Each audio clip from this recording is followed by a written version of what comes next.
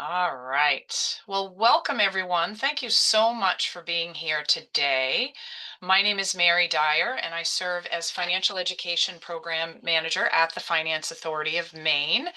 And we're really thrilled to have you here. I just want to introduce a couple of colleagues that have joined me as well. Mary Pelletier, who is one of our college savings counselors, has joined us today, and then also Steve Kautz, our financial education programs specialist. So two of our talented and expert employees at FAME who are available to help you in the workplace. So we'll talk about that a little bit later.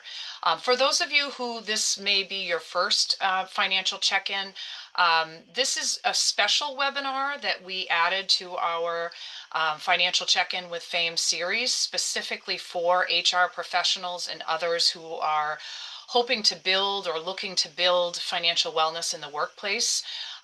We have a regular series every single month on the first Friday of every month at noon. We do offer a workshop virtually. We record them. We make the recordings available after the fact.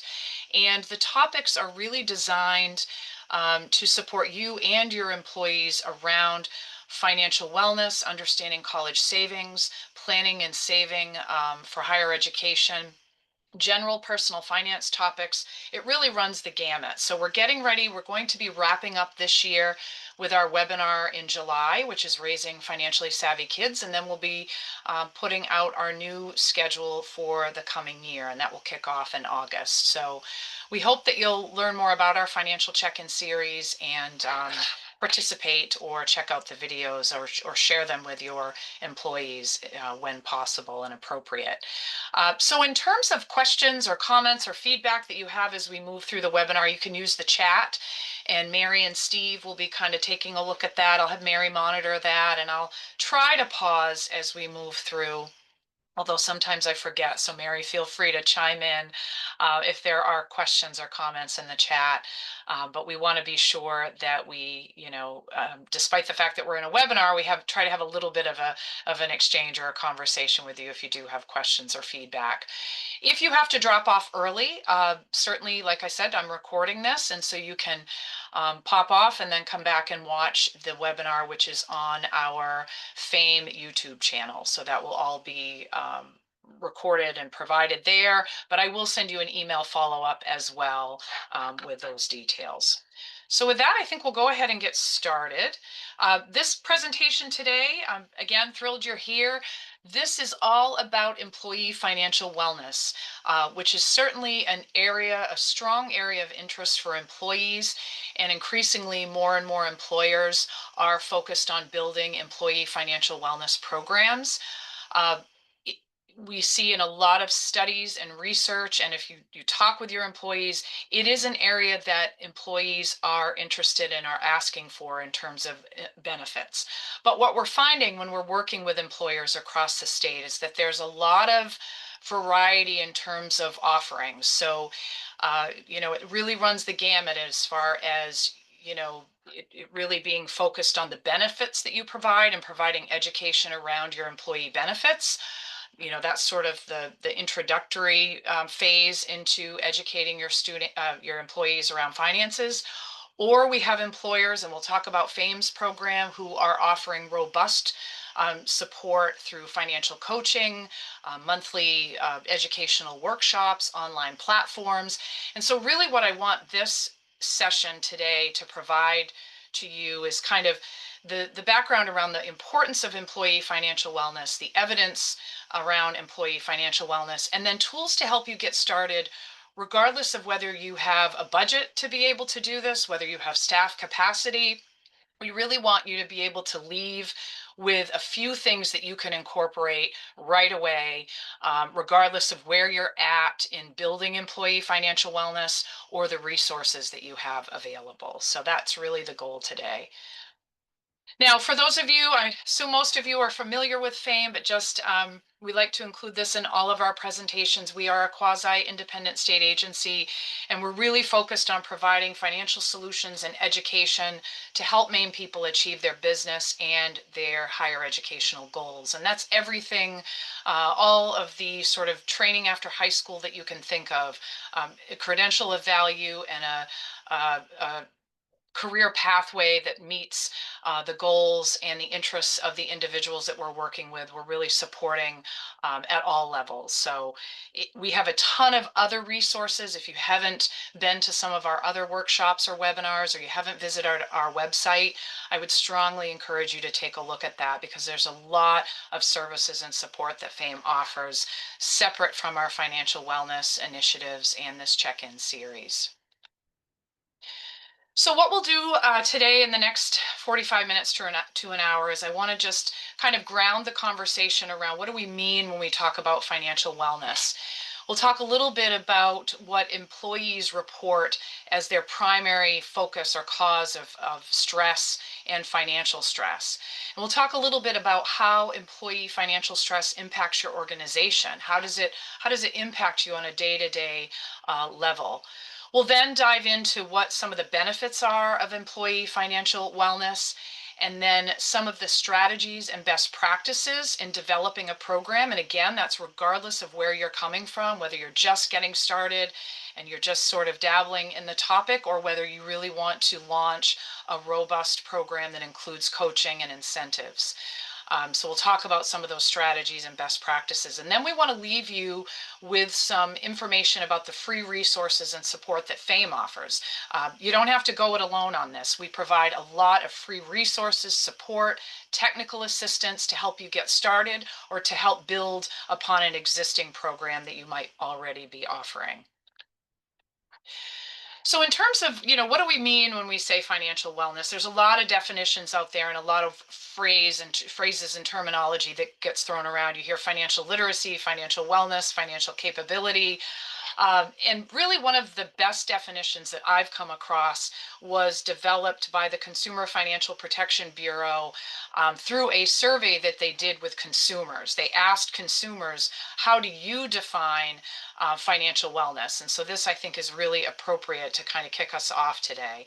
And what individuals and consumers said is that they define being financially well or financially capable as having control over their day-to-day, month-to-month finances. That was a key component. Also, the ability to absorb a financial shock or a financial emergency, they identified that as being critical. Being on track to meet financial goals, obviously setting those goals and thinking about those goals ahead of time, but then also being on track to achieve those financial goals. And then this last bullet, I think, is the most critical one, and that just kind of hits the mark for me. And that is to have the financial freedom to make the choices that allow you to enjoy life. And that's the personal part of this, that personal financial wellness. My definition of financial freedom could be very different than another person's definition of financial freedom. And it may not be, to have a ton of money or, retire early. It's a really, that's the individual piece around financial freedom, to really have the freedom of choice to be able to do what you want in life. And so I think, again, starting off and kicking off a presentation around what do we mean when we talk about this is really critical. Now, in terms of employee stress, we get a lot of our data from PwC. They do a ton of research on employee financial wellness, and this data is from their most recent survey. I've got some previous survey data that I'm going to be sharing, but a lot of this is from their most recent survey. And if you visit their website, you can actually sign up to receive the full data and the report, because there's a lot there that I have not shared. I've really tried to pull out the most critical elements, or the ones that sort of hit home in terms of this topic. But I encourage you to check it out. They do a lot of research with employees to help determine, what are the employee benefits that they're seeking, what are their causes of stress, and how does that impact them. But in any case, this is sort of the data from their latest study in terms of what are the things that cause the most stress. And you'll see overwhelmingly financial or money matters or challenges are, referenced at 57% as the most important or significant cause of stress for employees. You'll also see health concerns, job concerns, relationships. That really is what is keeping most people up at night. And I'd like to say, 5 or 6 years ago when we developed our employee financial wellness program, we knew financial wellness for our employees was a critical employee benefit then. It's only become more imperative now as we look at, cost of goods and, just the economic outlook. If there were any better time to launch an employee financial wellness program, now is the time. And all of the data tells us that they want these benefits, they want this support, they want employers to provide this education because this is what's stressing them out the most. They also said that 65% of them indicated that they would be attracted to another company that cared about their financial well-being. So I think as you're thinking about recruitment and retention, having a robust employee financial wellness program is something that employees are seeking. So often when we encounter employees who are struggling financially, the go-to is, well, can you increase my pay? Or is there a way to increase, benefits? And for employers, that's not, always a realistic option. And so how can you increase the available resources that your employees have, the available money that they have to improve their financial outlook? And we believe that education and that employee wellness is an important part of that. So when they talk about stress, what are they really meaning? What are the things that are stressing them out? And so these are the big ones. It's insufficient emergency savings. And again, overwhelmingly, this is an area where most employees struggle. They just don't have a sufficient rainy day fund to be able to weather those financial challenges. And we found when we built our program, I believe it's been 6 years now, almost 7 years since we did the sort of the legwork to build the program. When we polled our employees, and as we continue to talk and poll our employees, emergency savings is the place where many people struggle, and that's regardless of their income level and their earnings. We find that our employees, they might be in good shape with their retirement savings, and they might be putting some money away for college savings, and perhaps saving for financial goals, but that emergency fund is not always where it needs to be. So that was no surprise to us. We really were aligned with some of the national studies. Inability to meet monthly expenses, living paycheck to paycheck was also referenced. Credit card debt and reliance on credit cards to pay basic expenses, fears and concerns about the ability to retire and the age of retirement, fears and concerns around losing their job or a reduction in household income, and then healthcare costs all were areas that they cited of significant stress. Now this slide, there's a lot to digest here, but I'm going to try to kind of put it in a nutshell for you. And this is a little bit older because in the latest PwC, I'm not seeing that they've done this sort of evaluation in the same way and sliced the data in the same way. But you can kind of think about this in terms of your organization. So in their study, they found that of the employees who were stressed about their finances, 48% of them were distracted at work. And I think the one I want you to really pay attention to is of those who were stressed, they were spending 3 hours or more at work thinking about or dealing with personal finance issues. So they're actually spending their work hours either stressed about it, distracted, or spending time trying to sort out the financial issues. 20% indicated that they were spending 5 hours or more, which is just incredible. And again, when we did our study, we found these numbers to be relatively consistent. And about 30% said their productivity at work has been impacted by their financial worries.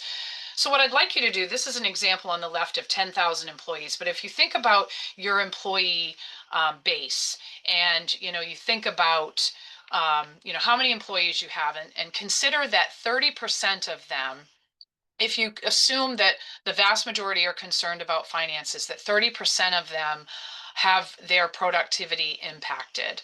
And you really extrapolate that out. And so this little infographic here, it's looking at 10,000 employees. 30% of them are distracted. That's 3,000 distracted employees. So I want you to kind of do the math in your own shop.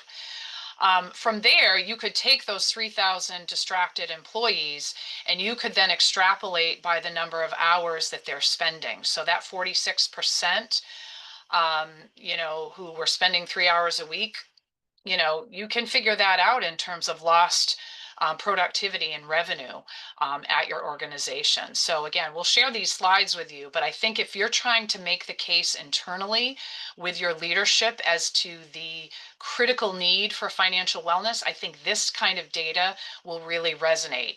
And that was one of the things that we did when we made the case, when we built our program, is we took, FAME's 64 employees. We have 64 full-time employees, and we figured out, if 30% were stressed, or 50% of them were spending, 3 hours or more, how does that extrapolate out in terms of an hourly wage and lost, productivity and revenue? So I encourage you to take that approach if you're challenged in making the case for, putting some of these resources into this. So, on the flip side, benefits of offering employee financial wellness, we see increased productivity and reduced stress, improved health and fewer sick days. We know that finances affect every aspect of our lives. It's not just about the dollars and cents in your bank account. It affects your health, your mental health and well-being. It affects your relationships, your work productivity. It really runs the full spectrum of the impact. So we see that employees who are more financially stable have better health, they take fewer sick days, they're more satisfied in their job, they're more engaged. And this is a big one for you HR folks out there, they have better knowledge of their available benefits, and they are more likely to participate in the benefit program. So they are aware of the benefits, they value the benefits, they know what they're receiving, and they're more likely to take advantage of it. One quick anecdote just to share, again, years ago when we built our program, we were in office at the time. I'm 100% remote now, but we were an all-in office shop back then, pre-COVID, like many of you. I went around the office and asked employees to tell me just on the fly how much FAME contributes into their retirement account each year, the percentage. The vast majority of employees could not tell me what that percentage was. And now I can tell you, as we have partnered with our HR team and we, do an in-depth benefits review every year, I know that if I were to poll the audience today, most of our employees would know exactly what those benefits are and the value of those benefits. And we'll talk about how we ensure that as part of our financial wellness program. So that's a big piece. All employees, all of us, earning more money is obviously a go-to solution, but there's also a critically important aspect of it where having your employees understand their full benefit package and all of their benefits and taking advantage of those benefits is critical as well. So that leads right into increased satisfaction with the salary and benefit programs, because again, the more that they know about them, the more satisfied and pleased they will be with the benefits that you're offering. As I mentioned earlier, improved recruitment and retention. And I think for us, I can only speak to this from our experience, is our employee financial wellness program has really changed our workplace culture in a way that we value financial wellness. These are conversations that we have with each other each month about our finances. There's a lot of candid, sharing of, these are the things that I'm struggling with, and other employees will chime in to help and give ideas. So money, unfortunately, the conversation around money continues to be an area where people have a lot of shame and embarrassment, and they don't want to talk about it and they don't want to face it. And so anything that you can do to improve that culture around financial wellness and seeking support and helping employees know where to turn, it's just going to benefit you as an employer. Now I'm going to pause here for just a moment. I don't see anything in the chat, but I'm going to double check and make sure. Mary, feel free to chime in if I'm wrong, but I just want to make sure I'm not missing anything. I am not seeing Good to anything go. either. All right, excellent. So, where to begin? Best practices. And this was a daunting task all those years ago. Where does one even begin? And at the time, we had, very limited resources that we had budgeted for our program, and we didn't start with the full soup to nuts that we offer now. We really built the program over time. But I would say one of the first things, and I mentioned this on the last slide or two, um, begin, if nowhere else, really focusing on increasing the awareness of your existing benefit programs. Arranging a time. I know that when employees are onboarded, and I can only speak to the places that I've worked, you're onboarded, you're overwhelmed, you're learning so much about your job. You're trying to kind of drink through the fire hose in terms of everything that you're trying to absorb. And so you learn about benefits at that point and you sign up. And then maybe once a year, you're reviewing your health benefits. But I don't think employees retain everything that they need to at that time. And so I would encourage you to do an annual total benefit package review with your employees. And what our HR team does is, as part of our Money in the Mornings series that we offer virtually to employees, we actually sit down virtually, not together, but we have a spreadsheet where HR takes us through, and we each have our own that we're calculating behind the scenes, takes us through our entire total benefit package. So it's not just here's the amount that Fame puts in annually into your retirement. Here's the amount that we're contributing to cover your health care costs, your health insurance costs. It's every single benefit that's put into this full package review. And we go through ourselves as individual employees and do the calculation. And then we get to the end of this, spreadsheet, which I'd be happy to share it if you'd like to see this sample of what we do. We get to the end and then we can see that total benefit package review. And this is really valuable because, again, it builds awareness, but it also helps employees to understand the total benefit package, the total annual cost, not only just your salary and your wages that you receive, but the total benefit, whether it's, sick time, vacation time, your health insurance benefits, life insurance benefits, so on and so forth, retirement, that total package. So I would start there if that's something I think that your employees would benefit from greatly. And again, it's not just send them a letter so they see it for themselves. I think the power of going through the actual calculations for me in terms of absorbing it all and understanding what it means, that really it was very effective for many of us at Fame.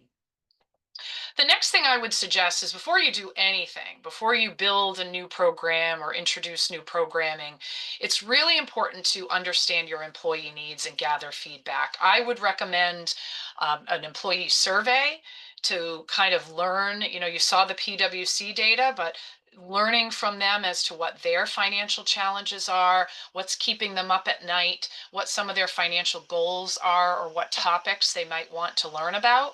Again, we have a survey that, we'd be happy to share. I'm not a big fan of reinventing the wheel. So if you want to see our survey questions, it was just a simple Survey Monkey survey that we did, just kind of gathering that information. We also pulled together a focus group and we talked with employees about, okay, you want employee financial wellness. What does that mean?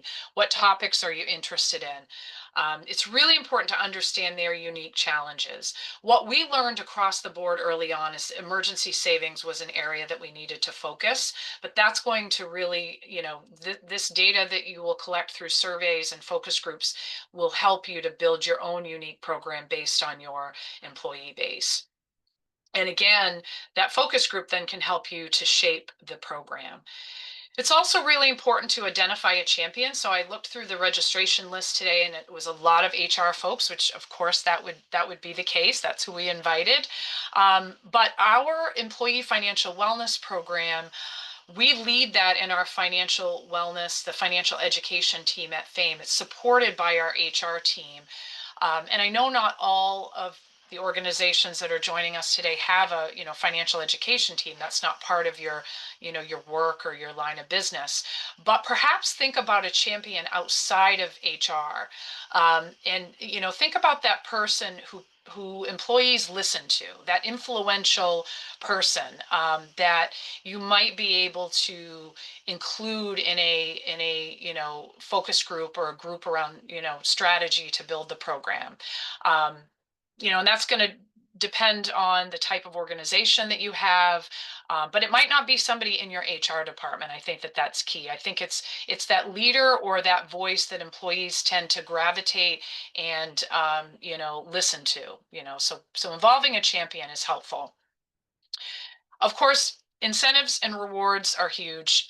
People love incentives. They love free food, whether it's a lunch and learn or breakfast, prizes, and these do not have to be high value items. It could be a once a month $25 Amazon card, raffle for completing an activity. You can really start small, but incentives work. Food works, prizes, ways to engage and bring people to the table, whether it's virtually or in person. As I said earlier, build slow, build incrementally. You don't have to do it all at once, and you want to really gather feedback and learn along the way anyway. So it will take time. And I've already, hammered that point of emergency savings, and also reaching out to us because when we started our program, we tried to find other employers in Maine who were offering, extensive and robust programs, and there were a few that we looked to. So we want you to reach out to us and certainly ask for those resources and support and technical assistance because we do have a lot to share. All right. So let's talk a little bit about what we are offering now. And again, I want to emphasize this is not where we started. But our employee financial wellness program includes three key components in terms of the education and coaching, and it is incentive based. So we partner with an independent financial coach who provides one-on-one financial coaching, both virtually or in person, if that's what the employee's preference is. We started in person, and then of course the pandemic shifted us to virtual, and now we've kind of gone back to a blend of some people meeting virtually, some people meeting in the workplace. But the financial coach meets with the employees who sign up to participate in the program for an hour initially, and then there are two follow-up 30-minute sessions. So they meet 3 times a year. We kick the program off in January. They do their initial 1 hour appointment at the beginning of the year. Then they do that 30-minute check-in in the spring, and then the final appointment, fall-ish, depending on timing and scheduling. The goal of these financial coaching sessions is it really allows the individual to talk about their own financial situation in a safe, confidential space where they can look at their income, their assets, their expenses, and set some financial goals and some strategies for meeting those goals. And then the follow-up sessions are really providing that follow-up and that accountability for that goal setting. We encourage employees to include, spouses or partners in those meetings because we really think about employee financial wellness as being critical to the entire family. But those financial coaching sessions have been, when we poll employees and we ask them about what their most important aspect is of our program, it's the coaching and it's the incentive. The accountability is huge. As far as the financial coaching is concerned, and the incentive is highly valued as well. Mary, I see you've come on camera. Does that mean you have a question for me? Yes. So we have a great question from Campbell. It's nice to see some familiar names here today. And I think it is right in line with what you have been sharing so far. And so Campbell's question for you is, did you have any trouble driving employee engagement with these programs? And if so, how did you address it? Great question.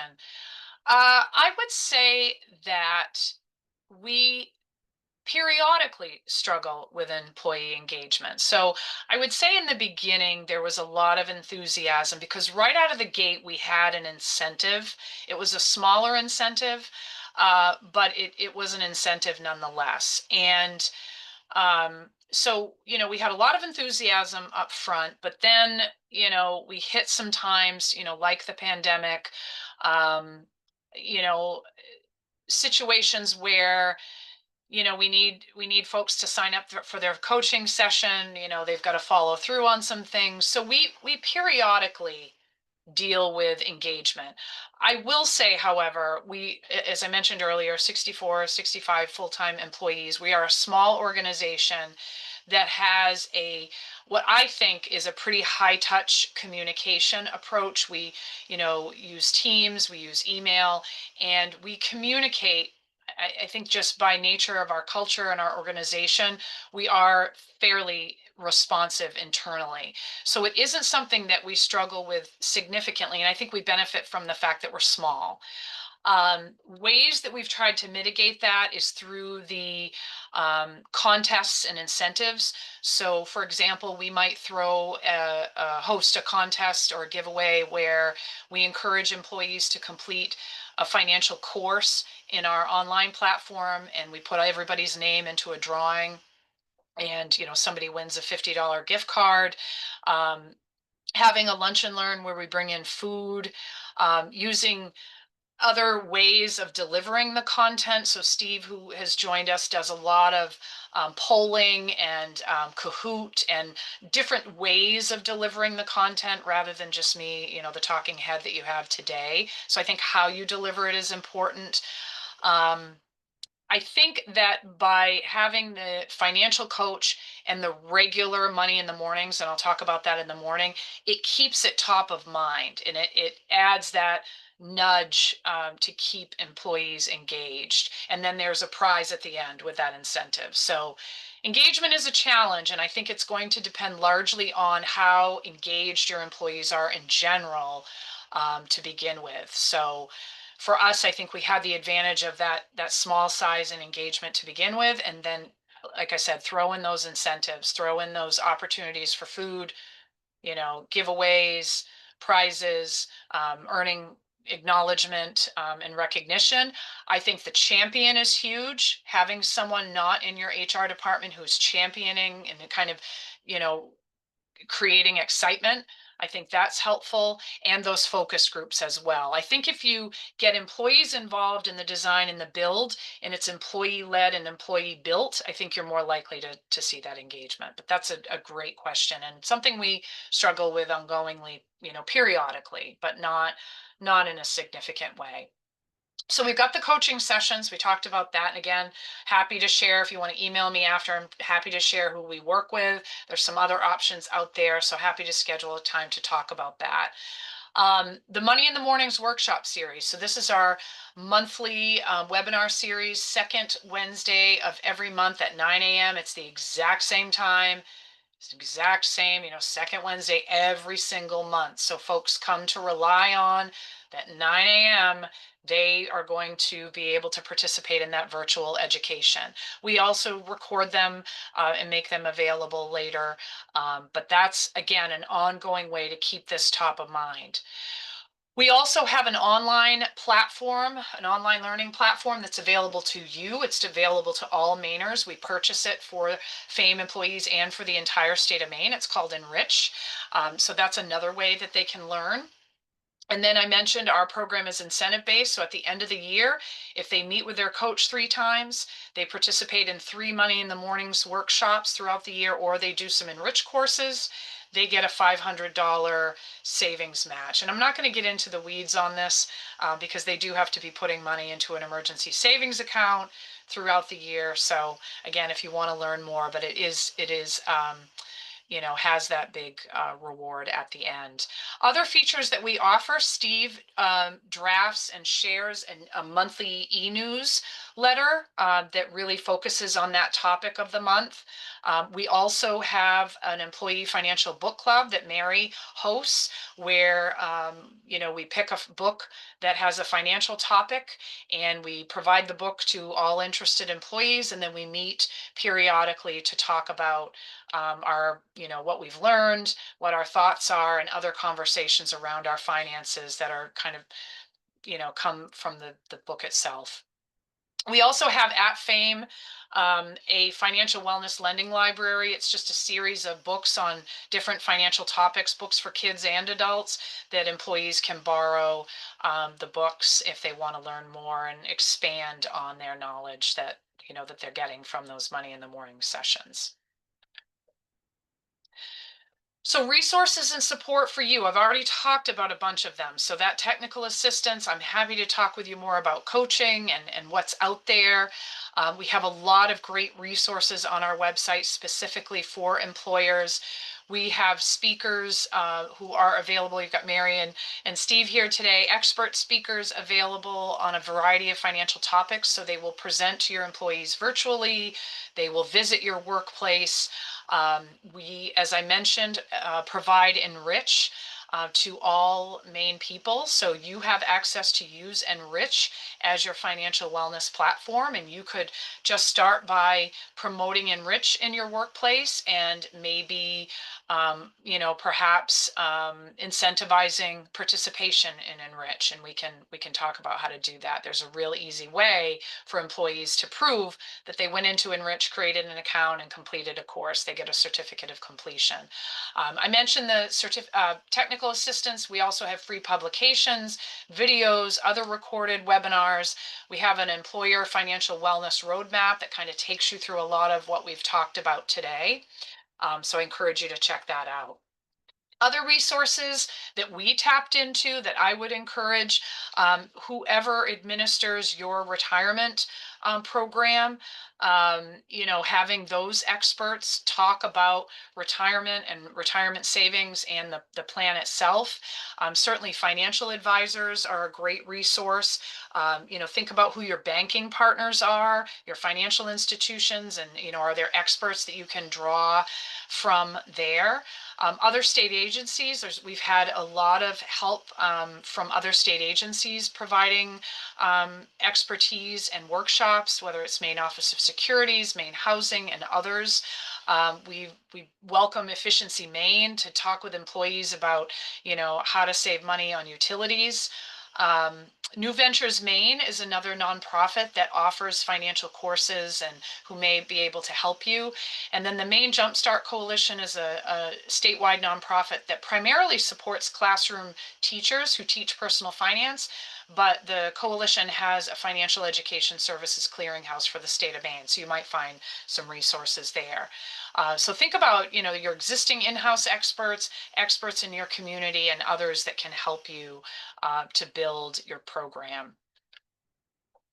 So I talked about Enrich, but I just wanted to mention a little bit of detail around this. Again, Fame offers this for free to all Maine people. There's a version of Enrich called iGrad, which is for individuals who are in high school and in college. And then after college for employees and adults, Enrich is the platform that we have purchased. This is a national financial wellness platform that is used.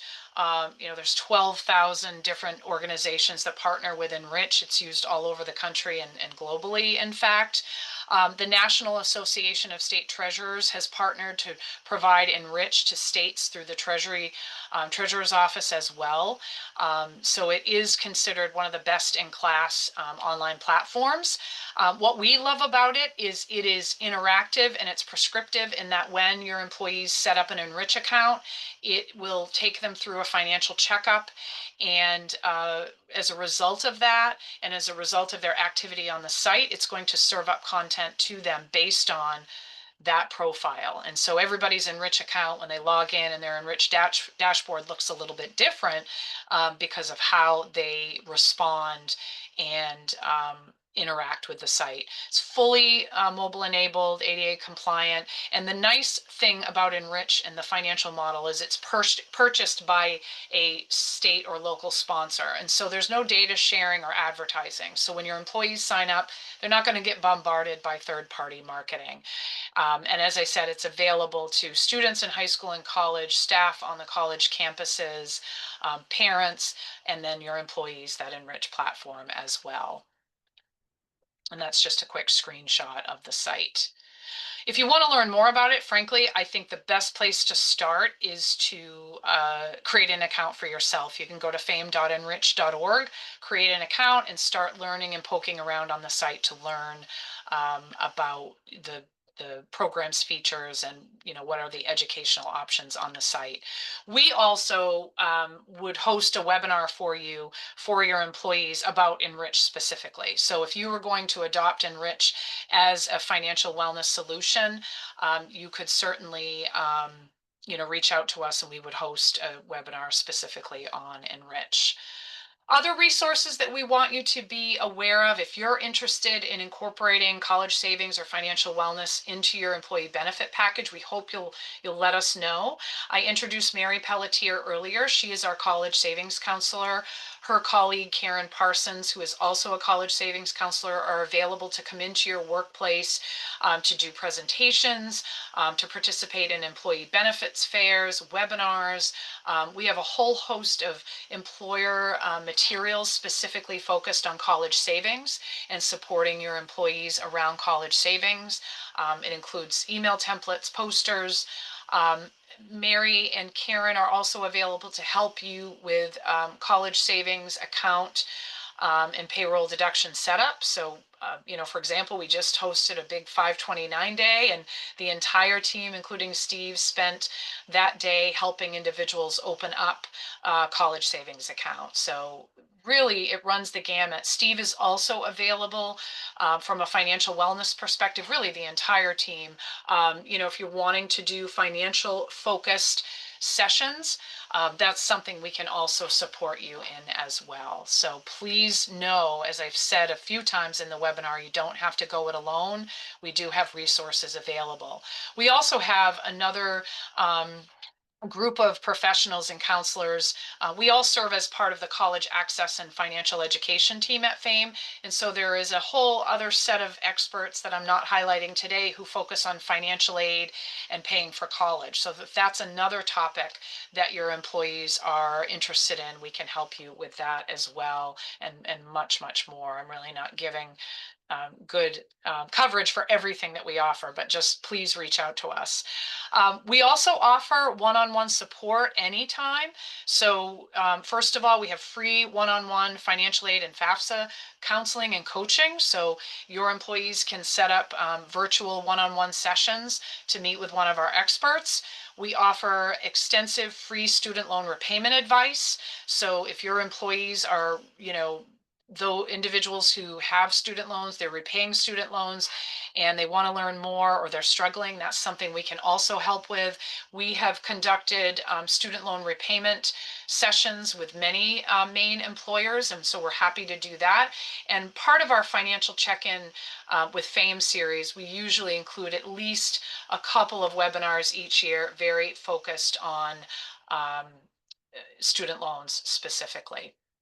And then, as I mentioned, our college savings counselors are also available to meet one-on-one. So these are all opportunities that, at a minimum, again, your program might just begin with promoting some resources. It might not include the coaching or the incentives right up front, but it might include, promoting those local resources. And we want you to know that FAME is one of them.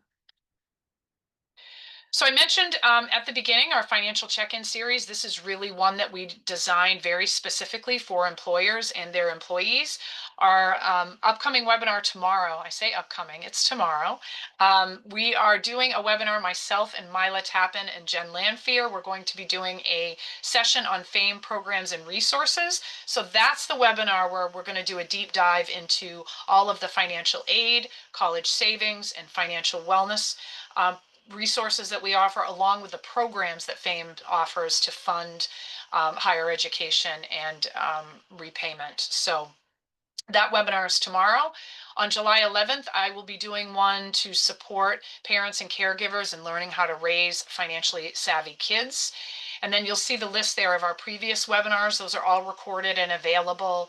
And as I mentioned, the 2026 check-in schedule, we are working on that now, and it's coming soon. So any thoughts that you may have on future topics, certainly we hope that you will let us know.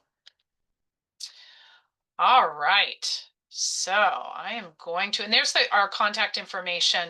You'll see my email is right there, mdyer@famemaine.com.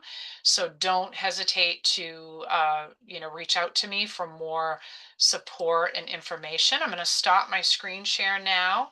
I see that Mary came on camera, so that might mean that we have a question. What you got for me, Mary?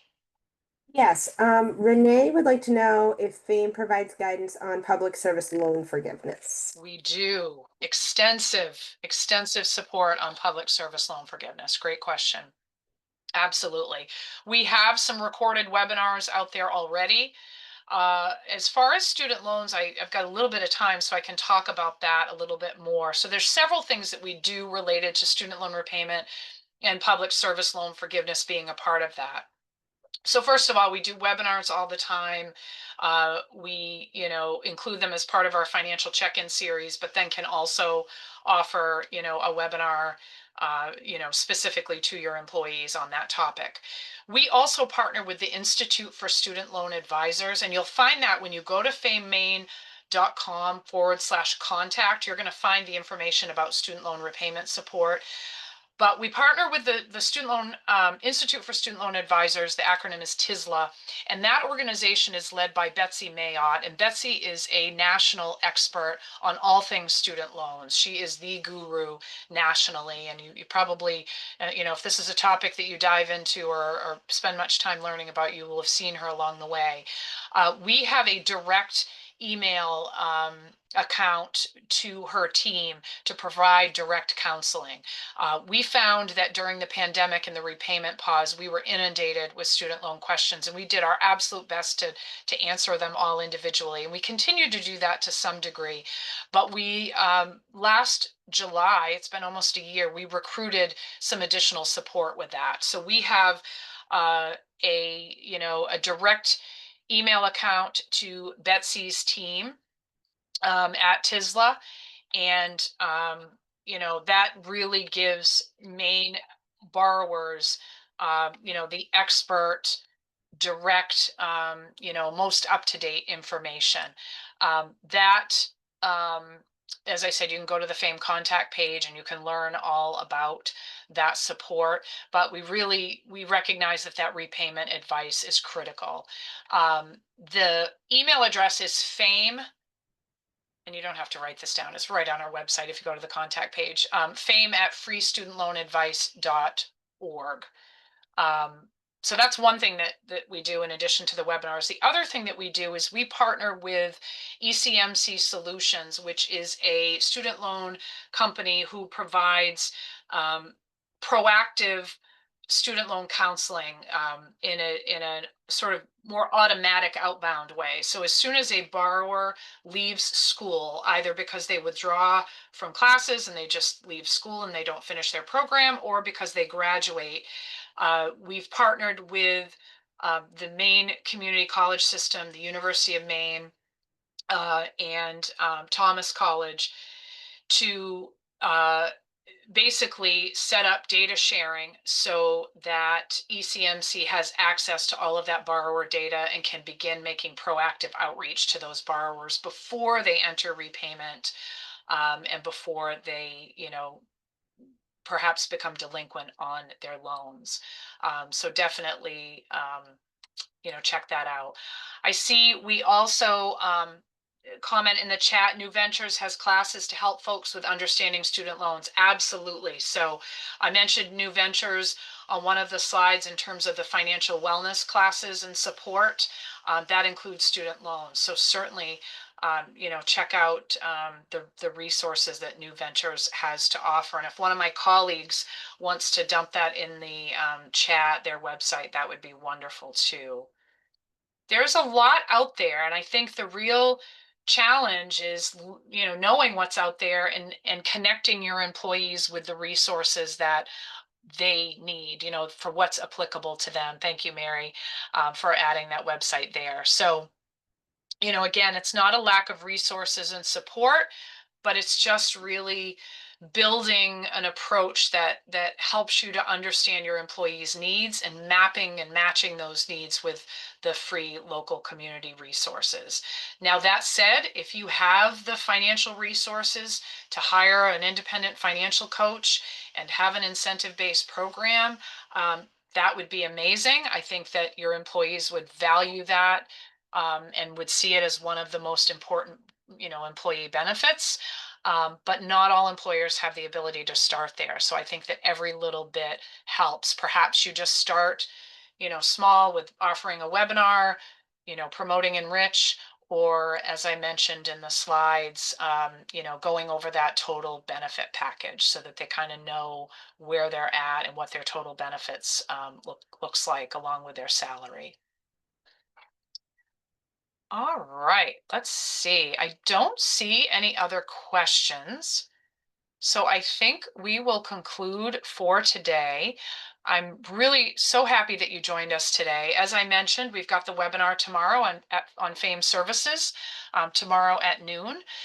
So feel free. And then in July on the 11th, we've got the Raising Financially Savvy Kids. But I hope you'll reach out to any one of us to learn more or to, ask questions and take advantage of the support that is available. All right. Anything else, Mary? Or are we all right? Wonderful. Thank you so much, everyone. We hope you have a great day.